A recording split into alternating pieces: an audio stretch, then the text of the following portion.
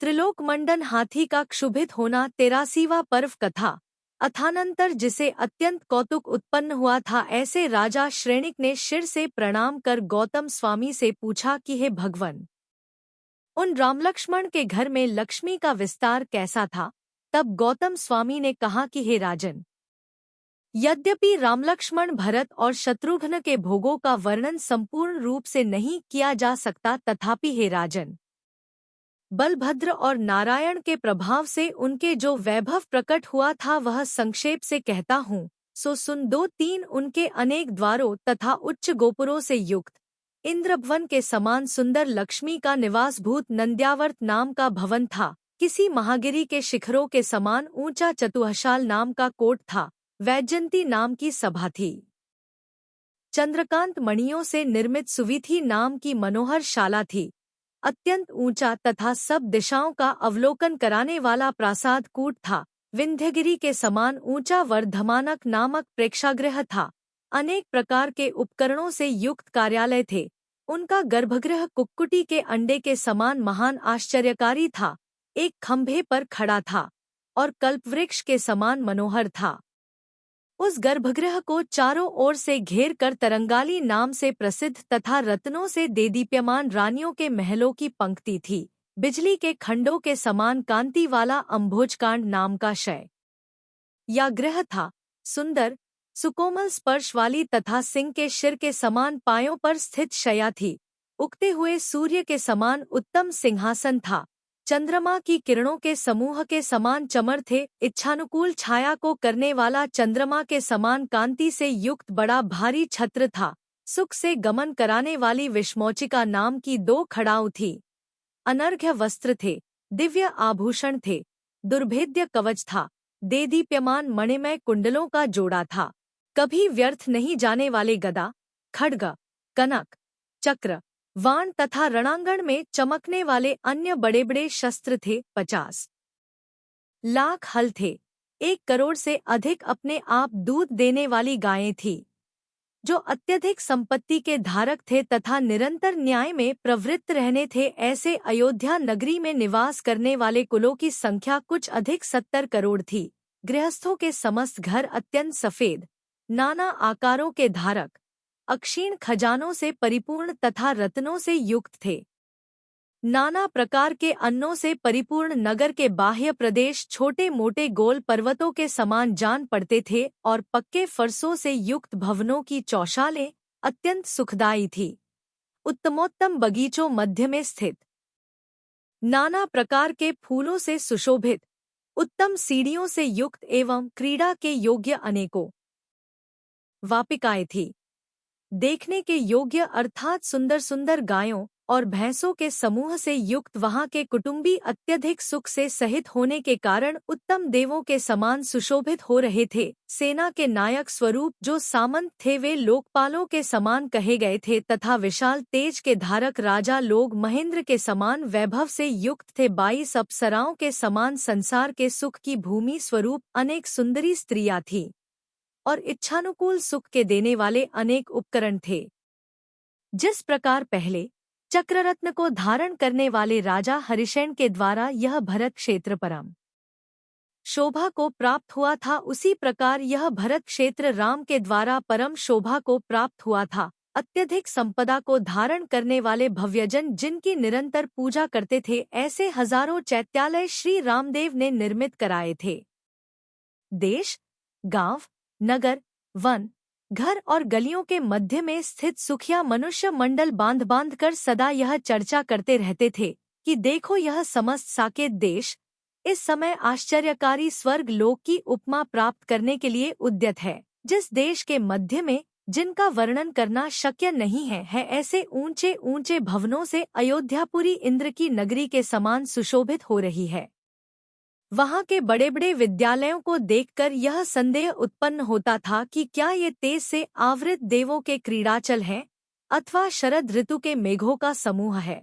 इस नगरी का यह प्राकार समस्त दिशाओं को देदीप्यमान कर रहा है, अत्यंत ऊंचा है, समुद्र की वेदिका के समान है और बड़े बड़े शिखरों से सुशोभित है। जिसने अपनी किरणों से आकाश को प्रकाशित कर रखा है तथा जिसका चिंतवन मन से भी नहीं किया जा सकता, ऐसे सुवर्ण और रत्नों की राशि जैसी अयोध्या में थी वैसी तीन लोक में भी अन्यत्र उपलब्ध नहीं थी। जान पड़ता है कि पुण्यजनों के द्वारा भरी हुई यह शुभ और शोभायमान नगरी श्री रामदेव के द्वारा मानो अन्य ही कर दी गई है। संप्रदायवश सुनने में आता है कि स्वर्ग नाम का कोई सुंदर पदार्थ है, सो ऐसा लगता है मानो उस स्वर्ग को लेकर ही राम लक्ष्मण यहाँ पधारे हो, अथवा यह वही पहले की उत्तर कौशलपुरी है जो कि पुण्यहीन मनुष्यों के लिए अत्यंत दुर्गम हो गई है। ऐसा जान पड़ता है कि इस कांति को प्राप्त हुई यह नगरी श्री रामचंद्र के द्वारा इसी शरीर तथा स्त्री पशु और धनादि सहित लोगों के साथ ही साथ स्वर्ग भेज दी गई है। इस नगरी में यही एक सबसे बड़ा दोष दिखाई देता है जो कि महानिंदा और लज्जा का कारण है तथा सत्पुरुषों के अत्यंत दुहकपूर्वक छोड़ने के योग्य है। वह दोष यह है कि विद्याधरों का राजा रावण सीता को हर ले गया था, सो उसने अवश्य ही उसका सेवन किया होगा। अब वही सीता फिर से लाई गई है, सो क्या राम को ऐसा करना उचित है? अहो जनों, देखो, जब क्षत्रिय, कुलीन, ज्ञानी और मानी पुरुष का यह काम है तब अन्य पुरुष का क्या कहना है। इस प्रकार क्षुद्र मनुष्यों के द्वारा प्रकट हुआ सीता का अपवाद पूर्व कर्मोदय से लोक में सर्वत्र विस्तार को प्राप्त हो गया। अथानंतर स्वर्ग को लज्जा करने वाले इस नगर में रहता हुआ भरत इंद्र तुल्य भोगों से भी प्रीति को प्राप्त नहीं हो रहा था।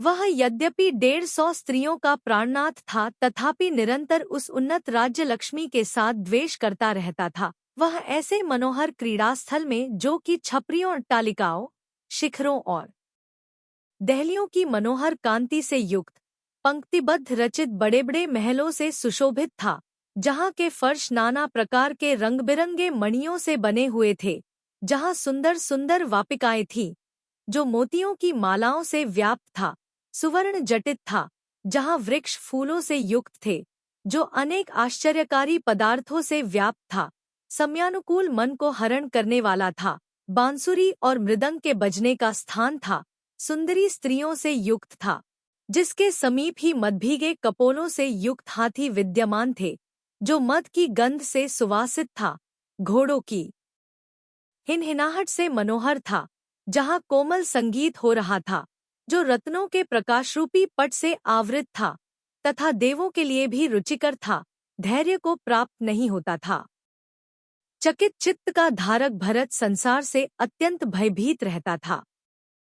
जिस प्रकार शिकारी से भय को प्राप्त हुआ हरिण सुंदर स्थानों में धैर्य को प्राप्त नहीं होता, उसी प्रकार भरत भी उक्त प्रकार के सुंदर स्थानों में धैर्य को प्राप्त नहीं हो रहा था। वह सोचता रहता था कि मनुष्य पर्याय बड़े दुहक से प्राप्त होती है, फिर भी पानी की बूंद के समान चंचल है, यौवन फेन के समूह के समान भंगुर तथा अनेक दोषों से संकटपूर्ण है, भोग अंतिम काल में विरस अर्थात रस से रहित है, जीवन स्वप्न के समान है और भाई बंधुओं का संबंध पक्षियों के समागम के समान है। ऐसा निश्चय करने के बाद भी जो मनुष्य मोक्ष सुखदायी धर्म धारण नहीं करता है, वह पीछे जरा से जर्जर चित्त हो शोकरूपी अग्नि से जलता रहता है, जो मूर्ख मनुष्यों को प्रिय है, अपवाद अर्थात निंदा का कुलभवन है एवं संध्या के प्रकाश के समान विनश्वर है। ऐसे नवयौवन में क्या राग करना है, जो अवश्य ही छोड़ने योग्य है, नाना व्याधियों का कुलभवन है और रजवीर्य जिसका मूल कारण है, ऐसे इस शरीर रूपी यंत्र में क्या प्रीति करना है। जिस प्रकार ईंधन से अग्नि नहीं तृप्त होती और जल से समुद्र नहीं तृप्त होता, उसी प्रकार जब तक संसार है तब तक सेवन किए हुए विषयों से यह रानी तृप्त नहीं होता। जिसकी बुद्धि पाप में आसक्त हो रही है, ऐसा पापी मनुष्य कुछ भी नहीं समझता है और लोभी मनुष्य पतंग के समान दारुण दुहक को प्राप्त होता है, जिनका आकार गलगंड के समान है तथा जिनसे निरंतर पसीना झरता रहता है। ऐसे स्तन नामक मांस के घृणित पिंडों में क्या प्रेम करना है, जो दांतरूपी कीड़ों से युक्त है तथा जो तांबूल के रसरूपी रुधिर से सहित है। ऐसे छुरी के छाप के समान जो मुखरूपी बिल है, उसमें क्या शोभा है। स्त्रियों की जो चेष्टा मानो वायु के दोष से ही उत्पन्न हुई है अथवा उन्माद जनित है, उसके विलासपूर्ण होने पर भी उसमें क्या प्रीति करना है। जो घर के भीतर की ध्वनि के समान है तथा जो मन के धैर्य में निवास करता है। रोदन पक्ष में मन के अधैर्य में निवास करता है। ऐसे संगीत तथा रोदन में कोई विशेषता नहीं दिखाई देती, जिनका शरीर अपवित्र वस्तुओं से तन्मय है तथा जो केवल चमड़े से आच्छादित है। ऐसी स्त्रियों से उनकी सेवा करने वाले पुरुष को क्या सुख होता है। मूर्खमना प्राणी मलभूत घट के समान अत्यंत लज्जाकारी संयोग को प्राप्त हो, मुझे सुख हुआ है, ऐसा मानता है 56 अरे। जो इच्छा मात्र से उत्पन्न होने वाले स्वर्ग संबंधी भोगों के समूह से तृप्त नहीं होता, उसे मनुष्य पर्याय के तुच्छ भोगों से कैसे तृप्ति हो सकती है। ईंधन बेचने वाला मनुष्य वन में तृणों के अग्रभाग पर स्थित ओस के कणों से तृप्ति को प्राप्त नहीं होता, केवल श्रम को ही प्राप्त होता है। उस सौदास को तो देखो जो राजलक्ष्मी से तृप्त नहीं हुआ, किंतु इसके विपरीत जिसने नरमांस भक्षण जैसा अयोग्य कार्य किया। जिस प्रकार प्रवाह युक्त गंगा में मांस के लोभी काक मृत हस्ती के शव को चींथते हुए तृप्त नहीं होते और अंत में महासागर में प्रविष्ट हो मृत्यु को प्राप्त होते हैं, उसी प्रकार संसार के प्राणी विषयों में तृप्त न हो अंत में भवसागर में डूबते हैं। हे आत्मन, मोहरूपी कीचड़ में फंसी यह तेरी प्रजारूपी मेंढकी लोभरूपी तीव्र सर्प के द्वारा ग्रस्त हो आज नरक रूपी बिल में ले जाई जा रही है। इस प्रकार विचार करते हुए उस शांत चित्त के धारक विरागी भरत की दीक्षा में विघ्न करने वाले बहुत से दिन व्यतीत हो गए। 6 जिस प्रकार समर्थ होने पर भी पिंजरे में स्थित सिंह दुखी होता है, उसी प्रकार भरत दीक्षा धारण करने में समर्थ होता हुआ भी सर्व दुहक को नष्ट करने वाले जिनेंद्र व्रत को नहीं प्राप्त होता हुआ दुखी हो रहा था। भरत की माता केकया ने उसे रोकने के लिए रामलक्ष्मण से याचना की, सो अत्यधिक स्नेह के धारक रामलक्ष्मण ने प्रशांत चित्त भरत को रोककर इस प्रकार समझाया कि हे भाई, दीक्षा के अभिलाषी पिता ने तुम्ही को सकल पृथ्वीतल का राजा स्थापित किया था। यतश्च पिता ने जगत का शासन करने के लिए निश्चय से आपका अभिषेक किया था, इसलिए हम लोगों के भी आप हो स्वामी हो। अतः आप ही लोक का पालन कीजिए। यह सुदर्शन चक्र और ये विद्याधर राजा तुम्हारी आज्ञा के साधन हैं, इसलिए पत्नी के समान इस वसुधा का उपभोग करो। 70 मैं स्वयं तुम्हारे ऊपर चंद्रमा के समान सफेद छत्र धारण करता हूँ। शत्रुघ्न चमर धारण करता है और लक्ष्मण तेरा मंत्री है। इस प्रकार कहने पर भी यदि तुम मेरी बात नहीं मानते हो तो मैं फिर उसी तरह हरिण की नाई आज वन में चला जाऊंगा। राक्षस वंश के तिलक रावण को जीतकर हम लोग आपके दर्शन संबंधी सुख की तृष्णा से ही यहाँ आए हैं। अभी तुम इस निर्विघ्न विशाल राज्य का उपभोग करो, पश्चात हमारे साथ तपोवन में प्रवेश करना। 74 विषय संबंधी आसक्ति से जिसका हृदय अत्यंत निःस्पृह हो गया था, ऐसे भरत ने पूर्वोक्त प्रकार कथन करने में तत्पर एवं उत्तम हृदय के धारक राम से इस तरह कहा कि हे देव, जिसे छोड़कर तथा उत्तम तप कर वीर मनुष्य मोक्ष को प्राप्त हुए हैं, मैं उस राज्य लक्ष्मी का शीघ्र ही त्याग करना चाहता हूँ। 76 हे राजन, ये काम और अर्थ चंचल हैं, दोहक से प्राप्त होते हैं, अत्यंत मूर्ख जनों के द्वारा सेवित हैं तथा विद्वत जनों के द्वेष के पात्र हैं। हे हलायुध, ये नश्वर भोग स्वर्ग लोक के समान हों अथवा समुद्र की उपमा को धारण करने वाले हों, तो भी मेरी इनमें तृष्णा नहीं है। हे राजन, जो अत्यंत भयंकर है, मृत्यु रूपी पाताल तक व्याप्त है, जन्म रूपी कल्लोलों से युक्त है, जिसमें रति और अर्ति रूपी बड़ी बड़ी लहरें उठ रही हैं, जो रागद्वेष रूपी बड़े बड़े मगरमच्छों से सहित है एवं नाना प्रकार के दुहकों से भयंकर है, ऐसे इस संसार रूपी सागर को मैं व्रतरूपी जहाज पर आरूढ़ हो तैरना चाहता हूँ। हे राजन, नाना योनियों में बार बार भ्रमण करता हुआ मैं गर्भवासादि के दुहसा दुहक प्राप्त कर थक गया हूँ। इस प्रकार भरत के शब्द सुन जिनके नेत्र आंसुओं से व्याप्त हो रहे थे, जो आश्चर्य को प्राप्त थे तथा जिनके स्वर कंपित थे, ऐसे राजा बोले कि हे राजन, पिता का वचन अंगीकृत करो और लोक का पालन करो। यदि लक्ष्मी तुम्हें इष्ट नहीं है तो कुछ समय पीछे मुनि हो जाना। इसके उत्तर में भरत ने कहा कि मैंने पिता के वचन का अच्छी तरह पालन किया है, चिरकाल तक लोक की रक्षा की है, भोग समूह का सम्मान किया है, परम दान दिया है, साधुओं के समूह को संतुष्ट किया है, अब जो कार्य पिता ने किया था वही करना चाहता हूँ। आप लोग मेरे लिए आज ही अनुमति क्यों नहीं देते हैं? यथार्थ में उत्तम कार्य के साथ तो जिस तरह बने उसी तरह संबंध जोड़ना चाहिए। 86 हाथियों की भीड़ से भयंकर युद्ध में शत्रु समूह को जीतकर नंद आदि पूर्व बलभद्र और नारायणों के समान आपने जो लक्ष्मी उपार्जित की है वह यद्यपि बहुत बड़ी है तथापि मुझे संतोष उत्पन्न करने के लिए समर्थ नहीं है। जिस प्रकार गंगा नदी समुद्र को तृप्त करने में समर्थ नहीं है, उसी प्रकार यह लक्ष्मी भी मुझे तृप्त करने में समर्थ नहीं है। इसलिए अब तो मैं यथार्थ मार्ग में ही प्रवृत्त होता हूँ।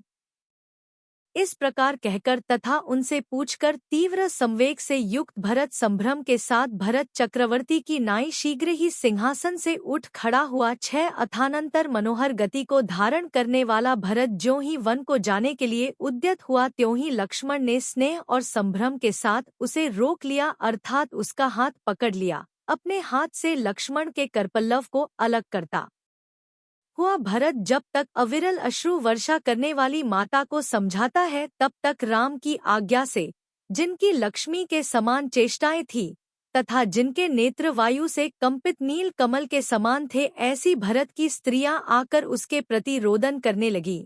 इसी बीच में शरीरधारिणी साक्षात लक्ष्मी के समान सीता, उर्वी, भानुमती, विशल्या, सुंदरी, ऐन्द्री, रत्नवती, लक्ष्मी, सार्थक नाम को धारण करने वाली गुणवती, कांता, बंधुमती, भद्रा, कौबेरी, नलकुबरा, कल्याणमाला, चंद्रिणी, मानसोत्सवा, मनोरमा, प्रियानंदा, चंद्रकांता, कलावती, रत्नस्थली, सुरवती, श्रीकांता, गुणसागरा, पद्मावती तथा जिनका वर्णन करना अशक्य है, ऐसी दोनों भाइयों की अन्य अनेक स्त्रियां वहां आ पहुंची। उन सब स्त्रियों का आकार मन को हरण करने वाला था। वे सब दिव्य वस्त्राभूषणों से सहित थी, अनेक शुभ भावों के उत्पन्न होने की क्षेत्र थी, स्नेह की वंशज थी, समस्त कलाओं के समूह एवं फल के दिखाने में तत्पर थी, घेर कर सब ओर खड़ी थी, सुंदर चित्त की धारक थी, लुभावने में उद्यत थी, मनोहर शब्दों से युक्त थी तथा वायु से कंपित कमलिनियों के समूह के समान कांति की धारक थी। उन सबने बड़े आदर के साथ भरत से कहा कि देवर, हम लोगों पर एक बड़ी प्रसन्नता कीजिए। हम लोग आपके साथ मनोहर जलक्रीड़ा करना चाहती हैं। हे नाथ, मन को खिन्न करने वाली अन्य चिंता छोड़िए और अपनी भौजाइयों के समूह की यह प्रिय प्रार्थना स्वीकृत कीजिए। गौतम स्वामी कहते हैं कि यद्यपि उन सब स्त्रियों ने भरत को घेर लिया था, फिर भी उसका चित्त रंचमात्र भी विकार को प्राप्त नहीं हुआ। केवल दाक्षिण्यवश उसने उनकी प्रार्थना स्वीकृत कर ली। तदनंतर आज्ञा प्राप्त कर राम, लक्ष्मण और भरत की स्त्रियां शंका रहित हो परम आनंद को प्राप्त हुई। तत्पश्चात सुंदर चेष्टाओं से युक्त वे कमललोचना स्त्रियां भरत को घेरकर महारमणीय सरोवर में उतरी। जिसका चित्त तत्व के चिंतन करने में लगा हुआ था तथा क्रीड़ा से निःस्पृह था, ऐसा भरत केवल स्त्रियों के अनुरोध से ही जल के समागम को प्राप्त हुआ था, अर्थात जल में उतरा था। 10 स्त्रियों से घिरा हुआ विनय भरत सरोवर में पहुंचकर ऐसा सुशोभित हो रहा था मानो झुंड का वामी गजराज ही हो। अपनों विशाल कांति से जल को रंगीन करने वाले, चिकनाई से युक्त, सुंदर तथा सुगंधित 3 उपटन उस भरत की देह पर लगाए गए थे। उत्तम चेष्टाओं से युक्त एवं अतिशय मनोहर राजा भरत कुछ क्रीड़ा कर तथा अच्छी तरह स्नान कर सरोवर से बाहर निकल आए। तदनंतर कमल और नीलोत्पल आदि से जिसने अरहंत भगवान की महापूजा की थी, ऐसा भरत उन आदरपूर्ण स्त्रियों के समूह से अत्यधिक सुशोभित हो रहा था। 109 इसी बीच में महामेघ के समान त्रिलोकमंडन नाम का जो प्रसिद्ध गजराज था, वह खंभे को तोड़कर अपने निवासगृह से बाहर निकल आया। उस समय वह महाभयंकर शब्द कर रहा था तथा मज्जल से आकाश को वर्षायुक्त कर रहा था। 110-111 मेघ की सघन विशाल गर्जना के समान उसकी गर्जना सुनकर समस्त अयोध्यापुरी ऐसी हो गई मानो उसके समस्त लोग उन्मत्त ही हो गए हों, जिन्होंने भीड़ के कारण धक्का मुक्की कर रखी थी। तथा जिनके कान और नेत्र भय से स्थिर थे, ऐसे इधर-उधर दौड़ने का श्रम उठाने वाले महावतों से युक्त हाथियों से नगर के राजमार्ग भर गए थे। घोड़ों के वेग को ग्रहण करने वाले वे महाभयदायी मदोन्मत्त हाथी इच्छानुकूल दशों दिशाओं में बिखर गए, फैल गए, जिसके महाशिखर सुवर्ण तथा रत्नमय थे। ऐसे पर्वत के समान विशाल गोपुर को तोड़कर वह त्रिलोक मंडन हाथी जिस ओर भरत विद्यमान था उसी ओर गया। तदनंतर जिनके नेत्र भय से व्याकुल थे और जो बहुत भारी बेचैनी से युक्त थी, ऐसी समस्त स्त्रियां रक्षा के निमित्त भरत के समीप उस प्रकार पहुंची जिस प्रकार की किरणें सूर्य के समीप पहुंचती हैं। उस गजराज को भरत के सन्मुख जाता देख लोग चारों ओर हाय हाय इस प्रकार जोर से विलाप करने लगे। पुत्र स्नेह में तत्पर माताएं भी महा उद्वेग से सहित परम शंका से युक्त तथा अत्यंत विह्वल हो उठीं। उसी समय छल तथा महाविज्ञान से युक्त राम और लक्ष्मण कमर कसकर भय से पीड़ित विद्याधर महावतों को दूर हटा उस अतिशय चपल गजराज को बलपूर्वक पकड़ने के लिए उद्यत हुए। वह गजराज क्रोधपूर्वक उच्च चिंगाड़ कर रहा था, दुर्दर्शनीय था, प्रबल वेगशाली था और नागपाशों के द्वारा भी नहीं रोका जा सकता था। तदनंतर स्त्रीजनों के अंत में स्थित श्रीमान कमललोचन भरत को देखकर उस हाथी को अपने पूर्व भव का स्मरण हो आया, जिसे बहुत भारी उद्वेग उत्पन्न हुआ था। ऐसा वह हाथी सूंड को शिथिल कर भरत के आगे विनय से बैठ गया। भरत ने मधुर वाणी में उससे कहा कि अहो गजराज, तुम किस कारण रोष को प्राप्त हुए हो? भरत के उक्त वचन सुन चैतन्य को प्राप्त हुआ गजराज अत्यंत शांतचित्त हो गया। उसकी चंचलता जाती रही और उसका दर्शन अत्यंत सौम्य हो गया। उत्तमोत्तम स्त्रियों के आगे स्थित स्नेहपूर्ण भरत को वह हाथी इस प्रकार देख रहा था मानो स्वर्ग में अप्सराओं के समूह में बैठे हुए इंद्र को ही देख रहा हो। तदनंतर जो परिज्ञानी था, अत्यंत दीर्घ उच्छ्वास छोड़ रहा था, ऐसा वह विकाररहित हाथी इस प्रकार की चिंता को प्राप्त हुआ। वह चिंता करने लगा कि यह वही है जो ब्रह्मोत्तर स्वर्ग में चंद्रमा के समान शुक्ल शोभा को धारण करने वाला मेरा परम मित्र देव था। यह वहां से च्युत हो अवशिष्ट पुण्य के कारण उत्तम पुरुष हुआ और खेद है कि मैं निंदित कार्य करता हुआ इस तिर्यंच योनि में उत्पन्न हुआ हूँ। मैं कार्य के विवेक से रहित इस हस्ती पर्याय को कैसे प्राप्त हो गया? अहो, इस पापपूर्ण चेष्टा को धिक्कार हो।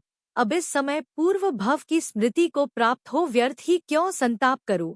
अब तो वह कार्य करता हूँ कि जिससे आत्महित की प्राप्ति हो। उद्वेग करना दुख के छूटने का कारण नहीं है, इसलिए मैं पूर्ण आदर के साथ वही उपाय करता हूँ जो दुख के छूटने का कारण है। इस प्रकार जिसे पूर्व भव का स्मरण हो रहा था, जो संसार के विषय में अत्यधिक वैराग्य को प्राप्त हुआ था, जिसकी आत्मा पापरूप चेष्टा से अत्यंत विमुख थी तथा जो पुण्य कर्म के संचय करने की चिंता से युक्त था, ऐसा वह त्रिलोक मंडन हाथी भरत के आगे शांति से बैठ गया। गौतम स्वामी कहते हैं कि हे राजन, पूर्वभव में किए हुए अशुभ कर्म पीछे चलकर उग्र संताप उत्पन्न करते हैं।